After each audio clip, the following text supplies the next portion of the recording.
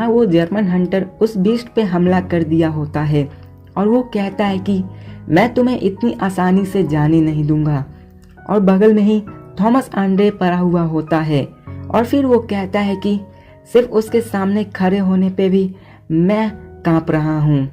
अब Thomas Andre उससे बोलता है कि यहाँ से चले जाओ वरना मारे जाओगे। अब वो कहता है कि मुझे पता है, पर मैं एक हंटर हूँ, आखिर मैं ऐसे कैसे भाग सकता हूँ, और अगर मैं यहाँ पे मर भी गया तो मुझे कोई रिग्रेट्स नहीं होगा, और अगर ये मेरा आखिरी समय है तो मैं इसे अपनी किस्मत पे छोड़ता हूँ, और मैं एक शान की मौत मरना चाहता हूँ, न कि कायरो वाली। और वो बोलता है कि मैं सही फैसला किया हूँ, और वो उस बीस्ट पे अटैक कर देता है। तो वो बीस्ट भी उस पे अटैक कर देता है, जिसे देखकर वो पूरा डर जाता है और सोचता है कि क्या मैंने गलत चॉइस चुन लिया, और वो वहाँ से हिल भी नहीं पाता।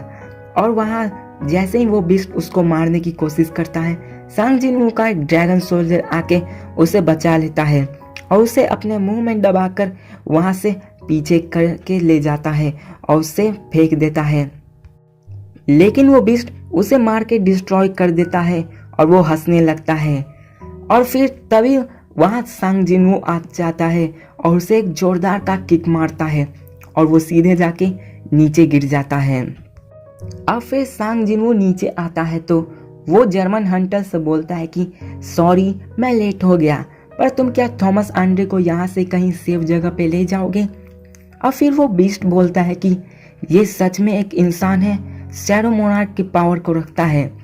और फिर वो बीस्ट अपने पावर को रिलीज करता है और अब जिनवू बोलता है कि इसमें से खून की बहुत ही प्यास आ रही है और ये खून का बहुत ही ज्यादा भूखा है, और इससे भी बड़ी बात कि ये यहाँ पे अकेले नहीं आया हुआ है। और फिर वो भी सोचता है कि आखिर वो इतने सुप्रीम बेइंग के पावर को कैसे झेल सकता है, क्या उसके पास इंसान की ही बॉडी है। और फिर वो सोचता है कि जरूर आर्किटेक्ट ने इसके लिए कोई रास्ता बना लिया होगा।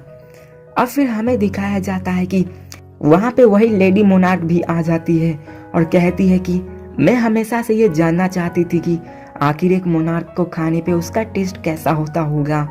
और फिर वहाँ पे वो फ्रॉस्ट मोनार्क भी आ जाता है और अब तीनों के बारे में बताया जाता है, जिनमें से वो एक बीस्ट मोनार्क होता है और एक फ्रॉस्ट मोनार्क होता है और एक लेडी मोनार्क होती है जो कि प्लेग की मोनार्क होती है और इंसेक्ट की क्वीन होती है। अब जिनवू अकेला होता है और उसके सामने 3-3 मोनार्क होते हैं, और अब फिर चारों अपने पावर को रिलीज करते हैं और वहाँ पे एक जोर का धमाका होता है। और फिर जिनवू अपने शैडो सोल्जर को बाहर निकाल लेता है और वो उन सब पे अटैक कर देते हैं। अब फ्रॉस्ट मोनार्क अपने आइस पावर को यूज करके सांग जिनवू पे हमला कर देता है, जिसमें सांग जिनवू तो बच जाता है लेकिन उसके शैडो सोल्जर जम जाते हैं। और फिर वो बोलता है कि तुम्हारे शैडो सोल्जर इससे मूव नहीं कर रह सकते। और फिर वो कहता है कि मुझे विश्वास नहीं है कि मेरे मैजिक ने इन सारे शैडो सोल्जर को रोक लिया है, शायद इसने शैडो मोनार्क की सारी पावर को एब्जॉर्ब नहीं किया है।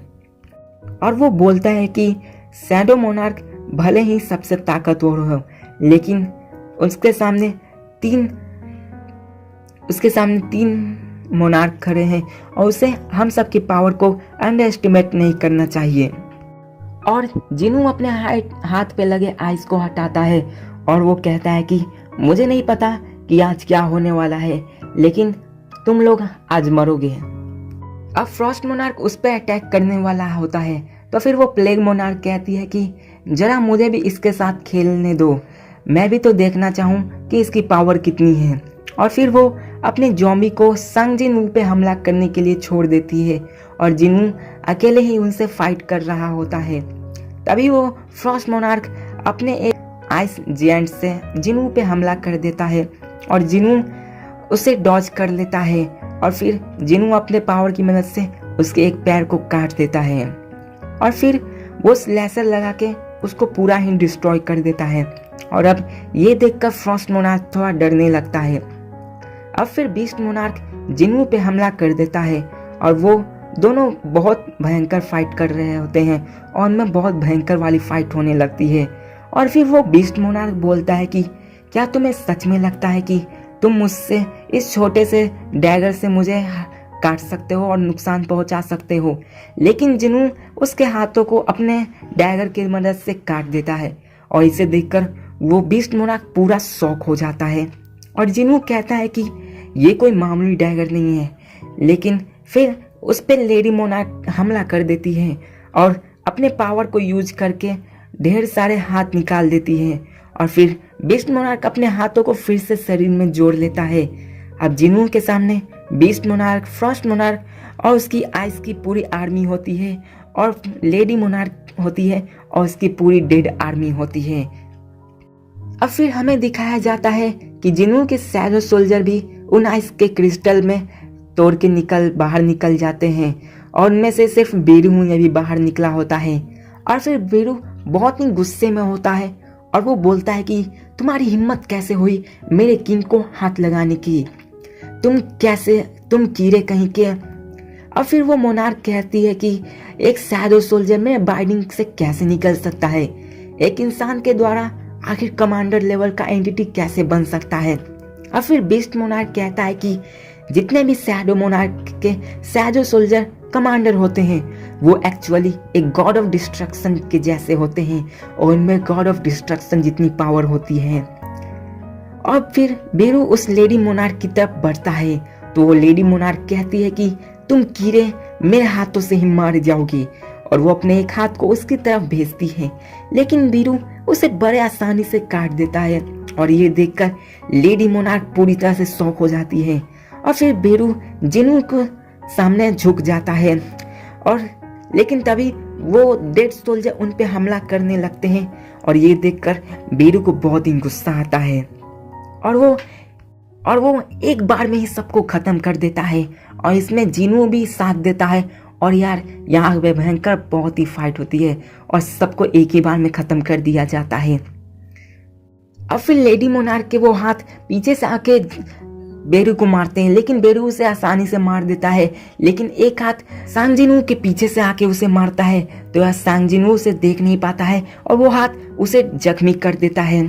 और फिर फ्रॉस्ट मोनार्क अपने आइस क्रिस्टल को जिनू पे बरसात कर देता है और उस पे बरसात करने लगता है और अब जिनू उसे डॉज करने लगता है।